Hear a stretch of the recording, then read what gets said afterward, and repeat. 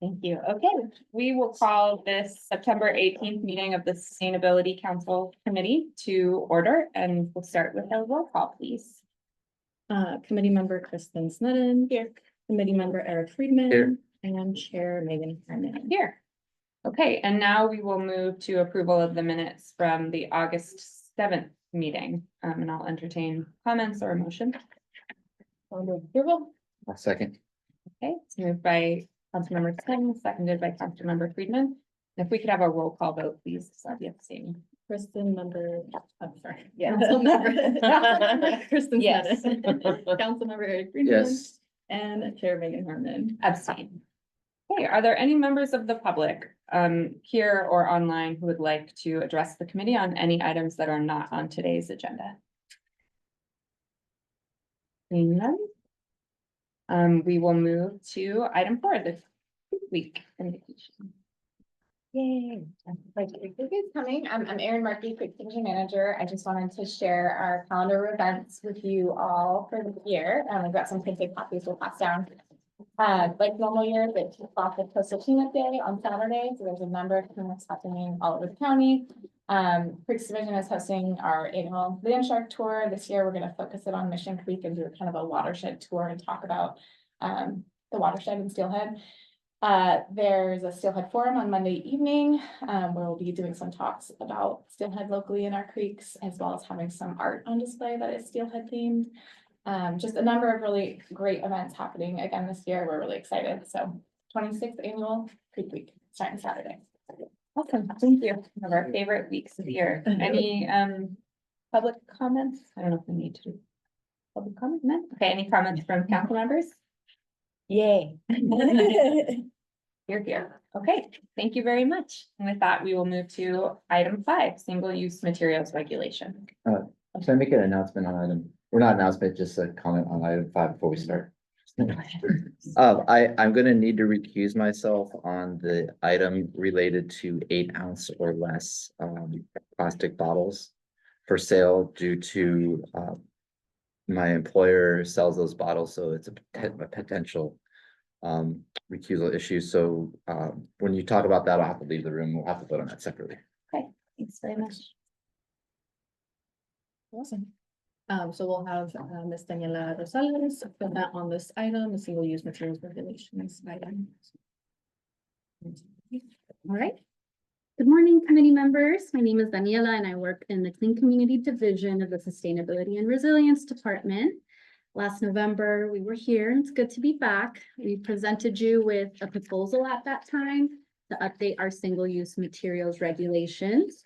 And since then, we've implemented the feedback that the committee presented us and drafted an ordinance. Today, I'll summarize the proposed ordinance and let you know some of the work that we've done since then. So as you may know, the city banned expanded polystyrene foam containers back in 2019. We proposed to amend Municipal Code 9.160 to add rigid polystyrene products to the ban. This would prohibit items such as polystyrene cups, foodware, and packaging materials from being sold in stores and distributed in restaurants. Our original foam ban was very successful, and we look forward to expanding it with this update. Next, we are proposing a new standard for disposable foodware. This will require amending Municipal Code 9.165. We've included this update to align with the standard that's been set in neighboring jurisdictions, but also because plastic and bioplastic foodware cannot be recycled or composted at the county's resource center. This means that all disposable plastic foodware is ultimately landfilled. The update would make it so that any to-go foodware that's distributed to customers can be composted at the end of its life. Disposables would also need to be free of any added PFA chemicals. During Earth Day, we actually conducted a survey, and a lot of the people who visited our booth wanted to see plastic to-go foodware banned, so this would address that request.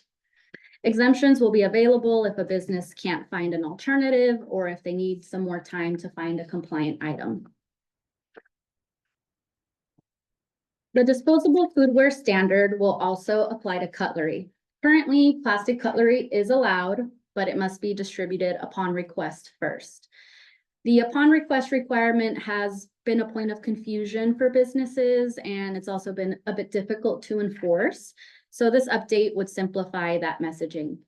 With the update, food and beverage providers would not be allowed to distribute plastic cutlery, and that would also include bioplastic cutlery. As I mentioned earlier, these bioplastics do not break down in our system. And from our research, many other jurisdictions in California are also banning them or highly discouraging them. So we're gonna move on to our water bottle section. Pause here quickly if you wanna. Yeah. Come grab you.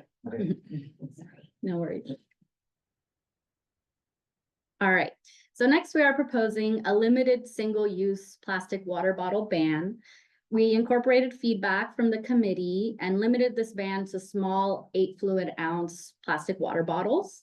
The sale and distribution of these water bottles would be banned in the city. In addition, we're also proposing to prohibit aseptic beverage containers such as juice boxes or Tetra Pak at city-owned and operated facilities. These aseptic containers are very challenging to recycle, and they're also not accepted in our recycling program. So this section would again only apply to city facilities and events and not the public.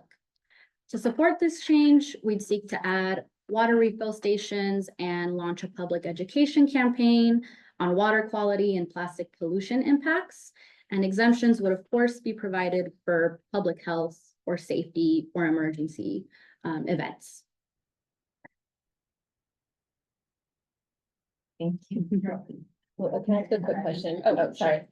I don't think I'm married. Does distribution and sale, distribution doesn't mean like if someone got them at Costco and then they're giving them out at a party?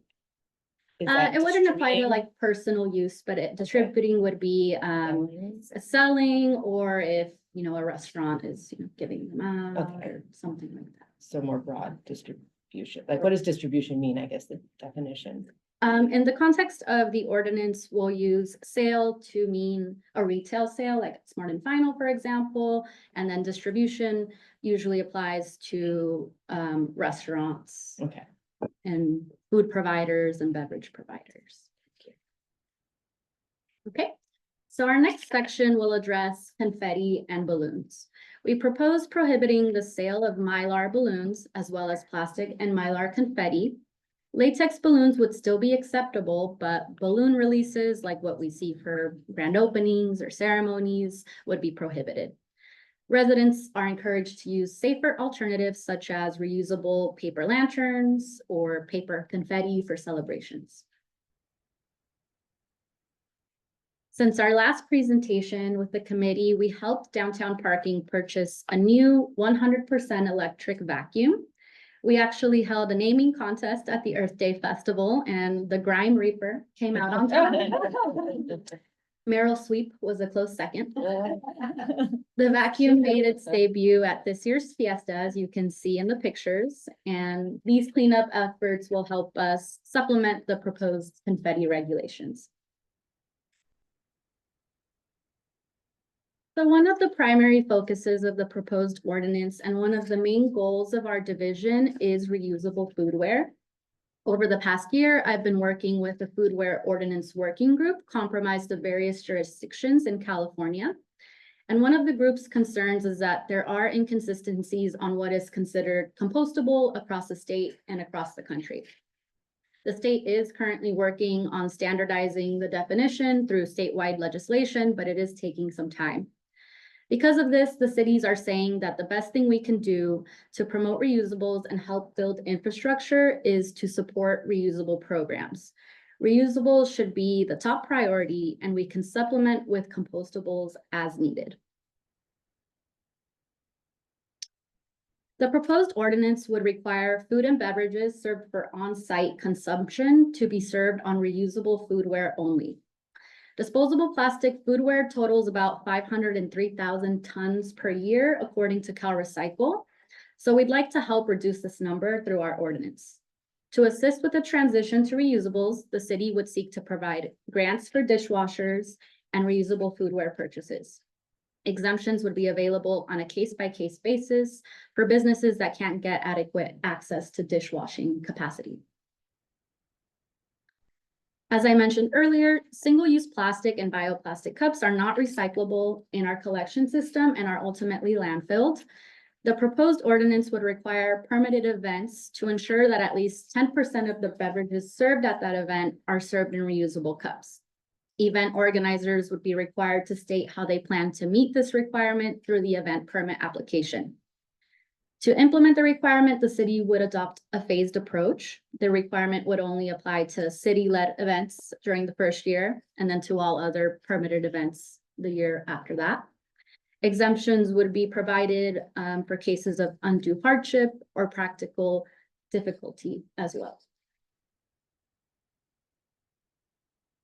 And I'm happy to say that since we last met with you, we piloted a reusable coffee cup program, which you may have seen at Dune Coffee.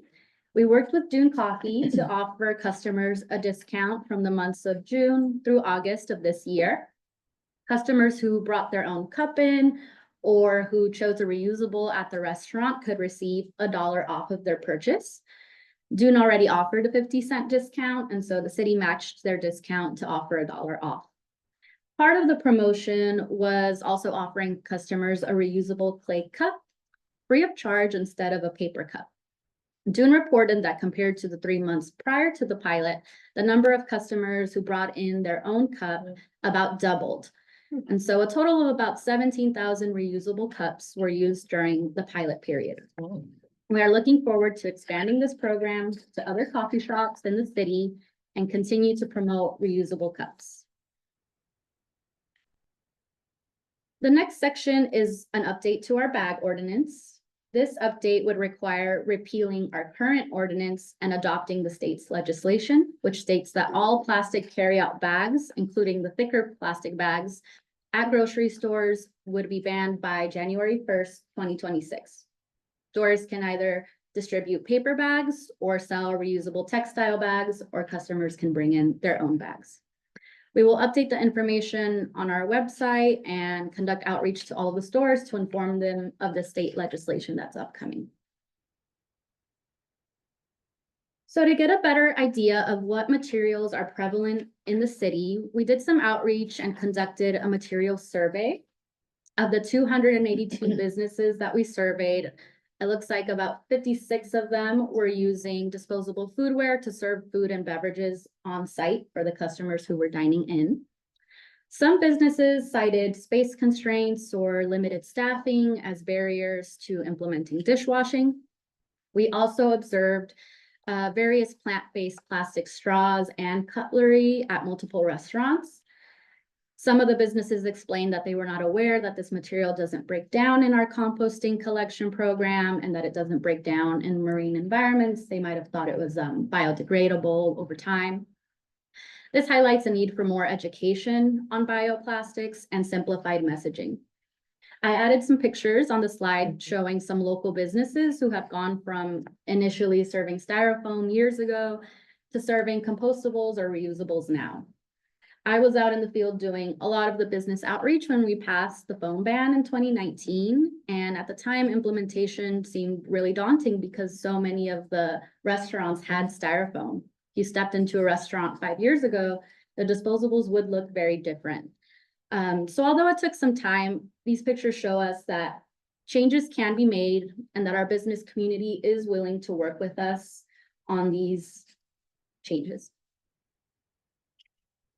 100% foam ban compliance. Yeah, about that. We had maybe 2 businesses who had like a soup cup or something that they were serving on site. And since then we've spoken to them and they've changed it. One of them was the business pictured.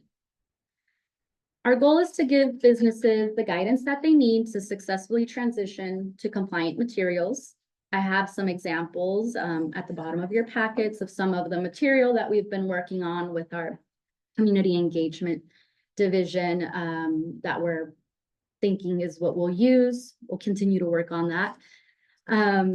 From what we observed in our survey, many of the businesses are almost there. They just need to make some adjustments, adjust some items to be compliant with the proposed updates. We plan to offer robust education and work closely with our community engagement division to assist businesses in any transition. And we're also in the process of hiring a new full-time code enforcement officer and a full-time recycling educator that will help us with the implementation of this ordinance. So today we are recommending that the Sustainability Council Committee forward a recommendation to council via the ordinance committee to adopt the single-use materials ordinance. Thank you for your time today, committee members, and I'll pass it back on to Stephanie for any questions. Thank you. Questions? Thank you so much. Questions from committee members? I don't have very many. I just had, if you, I guess, pull up slide 17. It gets to the special events and the 10% served. One is, how do we track that? And then two, there's another, I don't know if it's necessarily conflicting, but it's another council community priority is to expand the number of community events and festivals, and that which have decreased significantly over the course of time. And some of the issues that have come up in the past are that it's too complex or too costly to hold events and festivals, as the cost to hold them have gone up. And most of these are all volunteers. Their ability to even make their money back or even make somewhat of a profit off of it, because these are nonprofits usually that do that, is impacted. So a lot of them have gone away over the years. We're starting to get more coming back. But I'm just wondering, in the scope of all the regulations, how much time, how much cost would this add on to that? And how are we considering that in terms of whether or not it's going to impact another priority to expand the number of events and festivals? Right.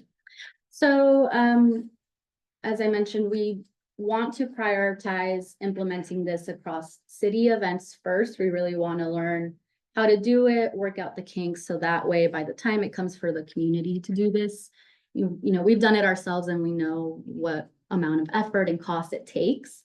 That's part of what we're doing with the June pilot program, to get an understanding before we roll this out to the community so that we know firsthand what it's like. The way that we'll track it is through the permitting process. We'll want to implement it there so that people, before the event even gets started, they have a plan and they work with us to explain how they plan to implement this. And of course, we're going to have the exemptions built in as well. For cases where it's just not practical or it's too costly, then we'll want to work with the events to get an idea of, you know, what obstacles they're facing, see how we can assist, or then provide an example as the case. Okay, perfect. And then in terms of just the, one of the issues I would say something like, if they have a water station and people bring their own water bottles, would that count towards the 10%? And they refill them there rather than purchasing water at the event, they brought their own water bottles. So would that count towards? Yes, in the ordinance, we've outlined a couple of different ways that they could meet that requirement. If they do provide some sort of infrastructure to have customers bring in their own and provide a refill option, that is one of the ways that they could meet that requirement, and that's what they would outline through their permit. I think some are actually doing that already. I've been to events where they have a water station. Okay, that's really the only question I had. Everything else seems. Just to add on to that, I think we could probably explore doing a grant for zero waste events to try both accomplish the goal of getting more events and also our goals of doing waste management. So that is something we can explore. Okay. Right, and also to add to that, we have been working with Parks and Recreation Department to explore doing some sort of the R Cup program that the Bowl is doing at their events. So that's something that we're working on ahead of this. So we could potentially have that infrastructure in place as part of a permitting, as a group came in and did the permit. If the Parks Department had the R Cup program, the Parks Department could provide for whatever the fee is. Yeah. Okay. Something like that. Okay. Yeah, that's something we're exploring. All right. So the burden wouldn't be on the group to figure it out, they would just have a box they could check. Do you want to participate in the RCUP program? Check. And then. our staff- Potentially, I think we're Yeah. exploring. That We're might working be- on that something might be a way to do it That's then. a way that we're looking. It'd be hard for them to figure out RCUP on their own if it's Mm-hmm. a group of volunteers. Thank you. Thank you. That was exactly going to be my question, suggestion, that there could be part of a check out program that you gets added in, and then if they participate, it's a lower cost for them. That'd be great. Questions from you? Any public comments on this? Yeah. Everyone, I'm Kathy King from Community Environmental Council. I just want to say thank you so much for the effort and for expanding even on what others have been doing and for bringing this back. We're very, Penny, I'm speaking on behalf of Penny, who's in the Ventura River, hopefully not getting too wet from rain today, who also wanted to be here. I just want to weigh in just a little bit on what Councilmember Friedman just said about the festivals, because we are feeling that with Earth Day as well. It's just getting more and more expensive to do, but we have been able to get a grant from a local foundation that helps us cover our cup because, you know, that's one line that I drew, like we are using our cup no matter what. One thing we've heard from our cup is that the more usage they get in this region, the more likely they're going to be to set up a wash facility here. Because right now there's a $500 charge for transportation that gets added on to the fee that we're already paying our cup because the washing facility that they're using is in LA. So if we can increase usage here, you know, and also that would be great for business here to have facility with potential for employment here. But that they would be more likely to, you know, move in this region if we were increasing usage. So that could be a win-win, as so many of these things could be. And just speaking from experience at the CEC hub, where we, you know, we call it low waste goals because zero waste seems like almost impossible.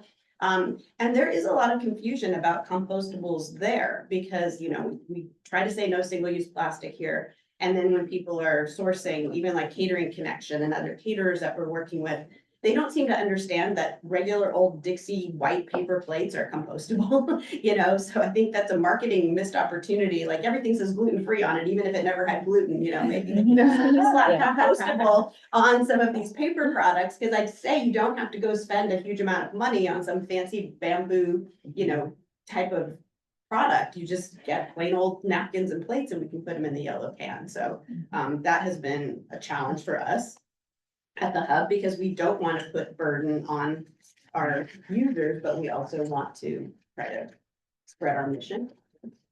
Okay, I do have a couple of questions. On the 10% of the usage at events, is there anything in the ordinance that would phase that higher over time, or is that just where the baseline is going to be in terms of reuse? We don't have it phased up in terms of percentage. The only phasing we have is city events and then public events. So that's where we are now. We modeled this after what we'd seen in San Francisco. But if that's something that the committee or council wanted, we definitely could add that in. Great, thank you. And then I love the on-site consumption reusables. Is that for all businesses regardless of size? Because I think in other types of laws I've seen, like if they only have like 10 tables or less, then they were exempt, but this is just for everybody. Yes, the way we have it written in is for any food or beverage serving business. Amazing. And I didn't see an effective date and I might have missed it in this long, long report that you put out, but is there an effective date for? From our discussions with our assistant city attorney, since we are amending the styrofoam one and we're amending the plastic straws, the effective date would be when it's adopted, but then we'd have built-in exemptions or to extend the time that people need to implement. That's been their guidance, but we don't have a specific date on there. Because it still has to go to ordinance. Okay. Yeah. Right, awesome. Thank you. I'm really excited about what the results are from the Dune promotion. I'm very happy to see that going to other coffee shops because, you know, that is the coffee cup waste is such a huge piece of this. I think that was it for my questions. Thanks again. Thank you. Okay, We don't take comments online, do we? No, there's no Okay, sorry. All right, well, I will bring it back to the committee for comments, questions. Marissa? Yeah, it's really exciting. Thank you. And it's thorough.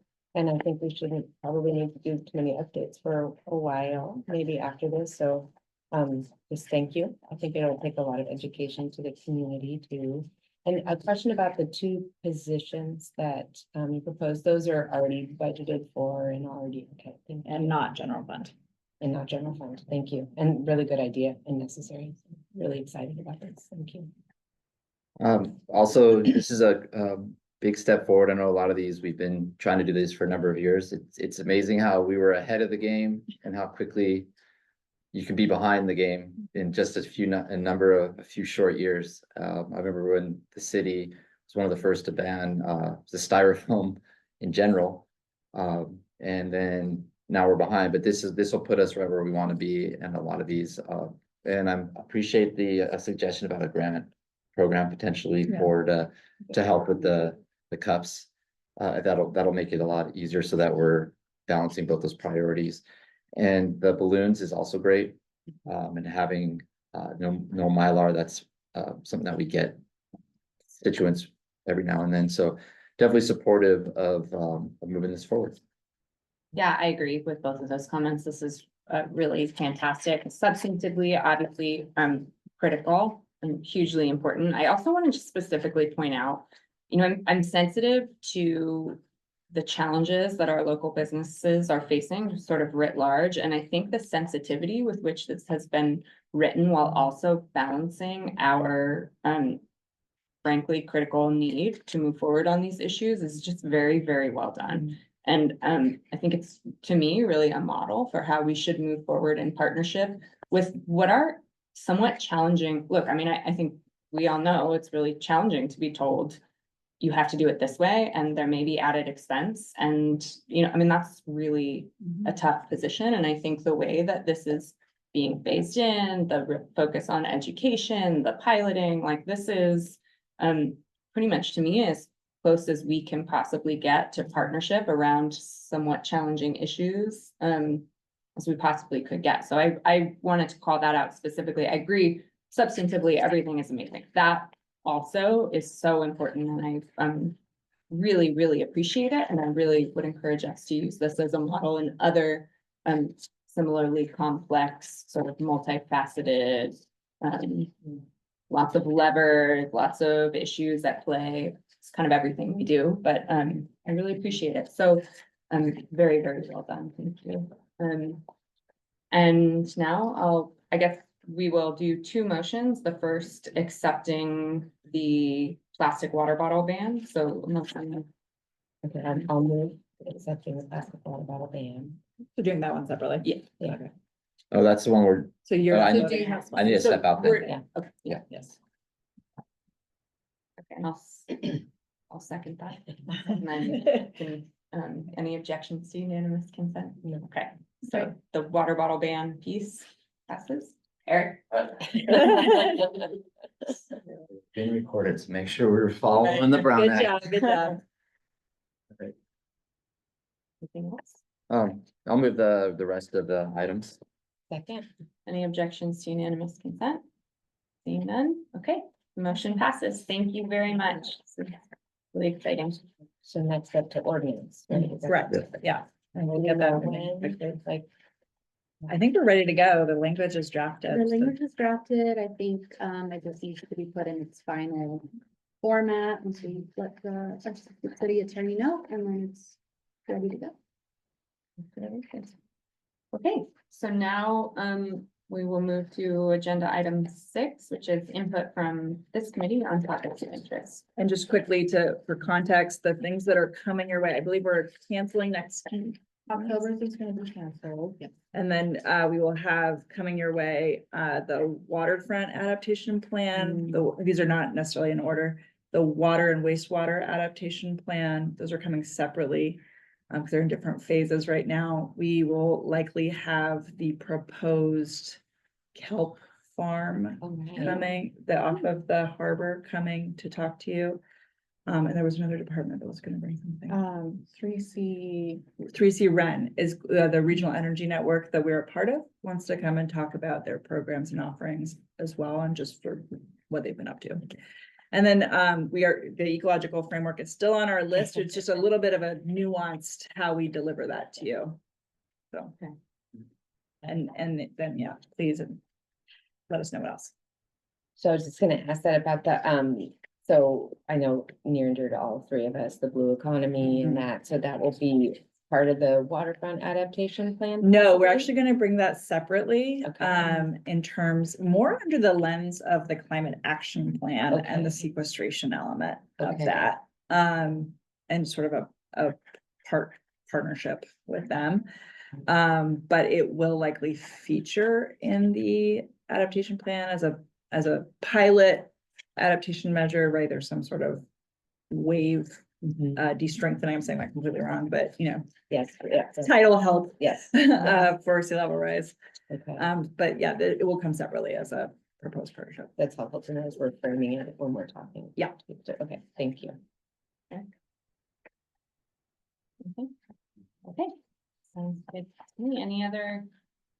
The only other thing is that we are one of the many hosts, including CEC, of the Sunday event this Sunday at the Library Plaza. It's Bill McGibbon's Sunday Festival that's nationwide, celebrating renewable energy. We're expanding upon it to really talk about, we have renewable energy, here's all the ways we can use it.